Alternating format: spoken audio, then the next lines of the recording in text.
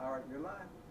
Okay, for our project, we decided to study the aerodynamic analysis of a hydrofoil's performance in a wind tunnel. I'm Caleb Sparing. And I'm Wesley Krause. The objective of our experiment, over the course of this experiment, we hope to create an effective hydrofoil and find its optimal angle of attack. By doing so, we will be able to limit fuel consumption and prevent seabed erosion caused by common recreational boats. A little bit of background. Wes and I have both been fortunate in having a lot of time on the water growing up. I personally found my passion of engineering working on my grandpa's boat with him.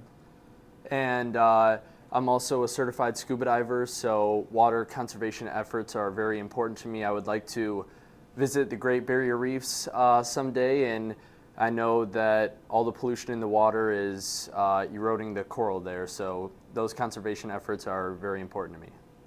We would both like to extend these profound experiences to generations to come. The increased use of large wake boats introduces an unprecedented amount of seabed erosion to lakes, especially inland lakes in Michigan, which are typically shallow. Additionally, because these boats store water to produce larger wakes, they are extremely fuel inefficient. Good point. The needs for sustainability. In order to preserve these fundamental experiences that we are both grateful for to our future generations, we need to think more than merely recreation on the water. We need to strive for environmental sustainability.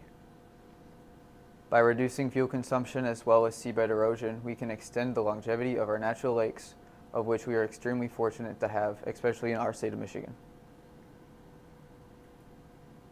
A little bit into our hydrofoil design. It's right here. It's a little hard to see because it's completely black, but in designing the shape of our hydrofoil, we found a common cross-sectional area, cross-sectional shape online and modeled it using Siemens NX. To produce a strong, lightweight design, we created ribs and applied a light film to them. Here's a picture of our design in NX. As you can see, we have 8 ribs, which are also made up of ribs to give them structural support, as well as 2 square-shaped shafts to connect them all together. And then we have our mounting fixture in the middle there, which I'll get into. I love that design. Yeah, it was very fun to make. That is an outstanding design innovation. That I never knew that level of detail about your design, but that is very smart. Thank you. Very smart, yeah. So our fixture design. In designing a fixture to accommodate different angles of attack, we took into account 3 different factors: strength, versatility, and weight. After designing the fixture, we printed it using PLA Plus to improve strength. We actually printed our first one using normal PLA, and it melted in my car one day. So the second time around, we had to make it a lot stronger. Here's our fixture design. This hole goes all the way through so it can be mounted to the lift and drag equipment. So this is that part here. Great. Yep. And then a lot of it is actually in the airplane, so it's a lot more sleek than this looks. But this smaller hole is a set screw that attaches to this part that I designed. That's adjustable to accommodate different angles of attack.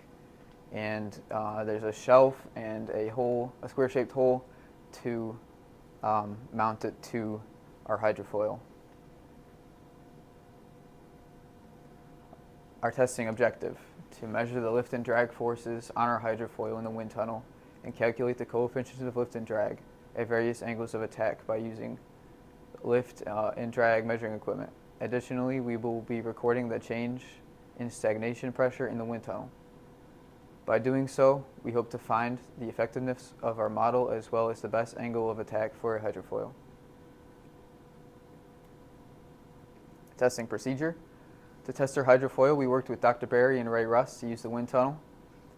After our hydrofoil was fixed in the tunnel, we tested 6 different angles of attack, starting at speeds of 10 hertz, working in increments of 2 hertz until we reached 22 hertz.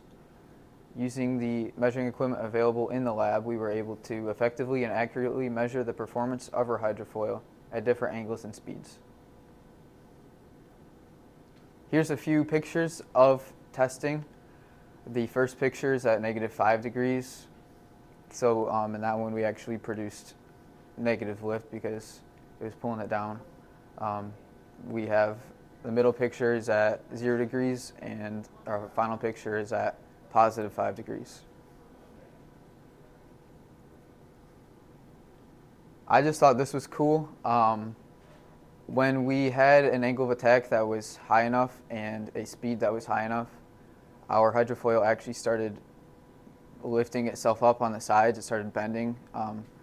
So if we were to take this into account, here's a video of it. If we were to design a real hydrofoil, we would obviously need a stronger material that didn't do that underwater. But it was producing enough lift to actually bend itself. Mm-hmm.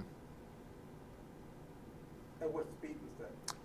That was 22 hertz at 20.3 degrees angle of attack. Mm-hmm.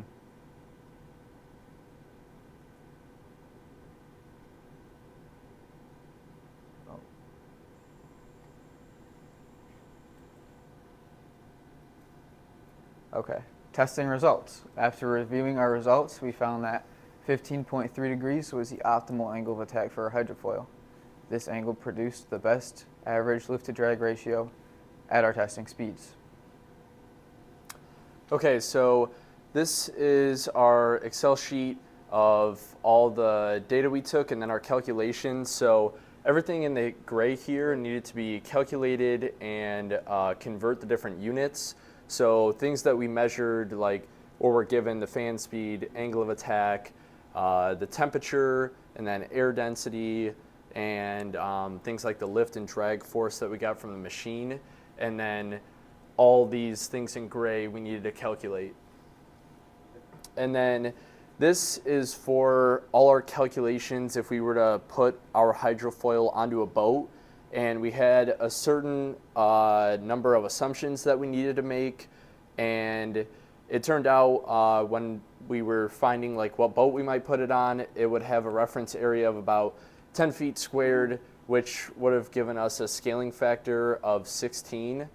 And so all we needed to do for the conversion was change the water density, which then ended up changing all of our other calculations. So here are the lift graphs of the hydrofoil in the wind tunnel. As you can see, the two highest here are at 15.3 and 20.3 degrees for our angle of attack, both going over a coefficient of lift of over 0.25. But conversely with drag, as you can see at 20.3 degrees, it was a very high drag coefficient, so much so that if you notice the y-axis is on a different scale, because if we would have changed all of these, it would have been impossible to see any difference. Right. Yeah. So given that the 20.3 degree angle of attack had such higher drag coefficient, at 15.3 degrees ended up being the best lift to drag ratio. So yeah, as you can see, that was our best angle of attack, and our average ratio was around 3.1. So converting it over to a boat, like I said, we're assuming that it has a projected area of 10 feet squared. We're going to put the velocity at 20 feet per second, and we'll assume an engine efficiency of 30%. So for our boat calculations, assuming that the drag without the hydrofoil would be around 400 pounds, and then with it, with our lift to drag ratio, we would get 114.3 pounds, which the power required without the hydrofoil would be around 8,000 foot-pounds per second. And then with our hydrofoil, if it were to be added on, it would be around 2,285.8 foot-pounds per second. And so when you take the difference of those and convert it into horsepower, it gives us an energy savings of 10.39 horsepower. So assuming that the boat engine consumption is 0.1 gallons per hour per horsepower, that gives us a fuel savings of 1.04 gallons per hour. So for the most important thing, the environmental impact, if we assume 200 operating hours per year, that gives you an annual fuel savings of 208 gallons per year, and that would give us a reduction of 1.84 metric tons of CO2 every year. And this is very significant, especially if you multiply it by the number of boats being used, and if they were to have our hydrofoil, would result in a substantial decrease of greenhouse gas emissions, which would improve water and air quality. And even if people aren't super concerned about the environmental impact, it also means saving a lot of money on fuel. So for our lessons learned, obviously first is good communication between colleagues. Yep. We had to determine our work breakdown, what our plan would be going forward, and then also learning how the wind tunnel works and all the different procedures we needed to use it, the effects of the angle of attack versus lift and drag, and then how such a little change of either the angle of attack or even just adding a hydrofoil onto a boat could make for such a big impact for the environment. And then most importantly, follow the path to problem solving as laid out by the great Dr. Berry. So for some future recommendations, allowing more time for the projects by introducing the parameters at the beginning of the term, which could allow for more in-depth testing, possibly more design iterations. And we do think that the project should be a requirement into the future due to the benefit of all the hands-on experience that we had, much like how Kettering offers the co-op program, and we learn a lot through that. And then also, it's a great way to find and intersect between students' passions and learning fluid mechanics. So we were obviously both passionate about it, and it was definitely the most fun project that I've done. So we want to give a very special thanks to Ray Rust and Dr. Berry for their mentorship and guidance throughout our project. You know, everyone said that starting early is important for sure, and almost everyone agreed that the weekly meetings on Wednesday helped them to stay on track. Definitely, yeah. I would agree with that. You know, it wasn't just about the coffee. Yeah, that played a part. That played a part.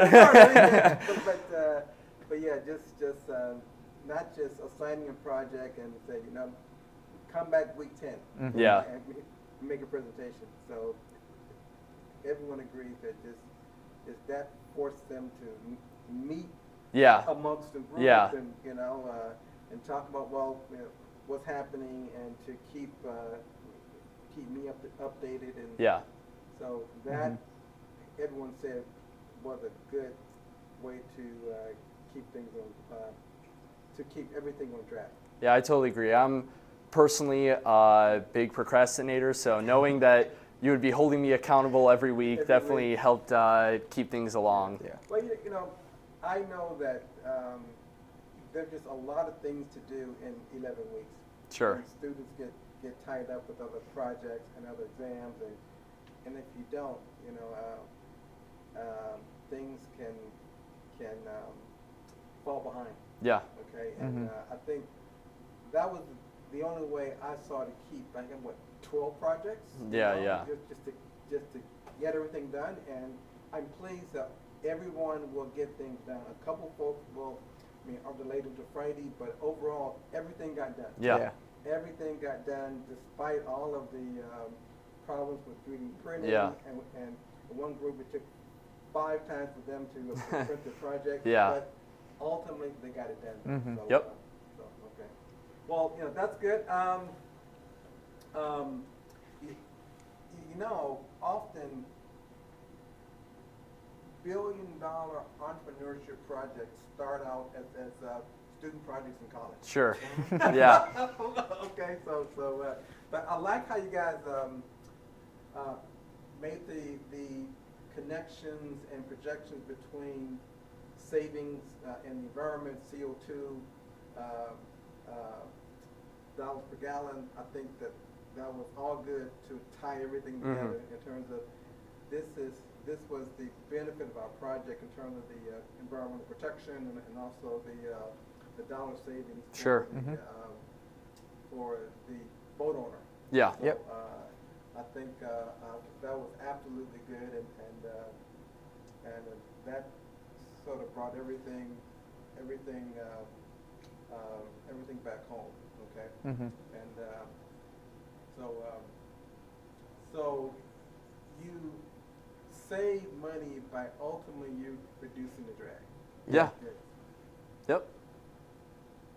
And so, why do you think then that more boats don't incorporate a hydrofoil now? Personally, I think that it's because the new boats these days are wake boats because they make big wakes, they make a lot of waves, and people that are tubing and like if you're on a rope behind it, it's a lot more fun.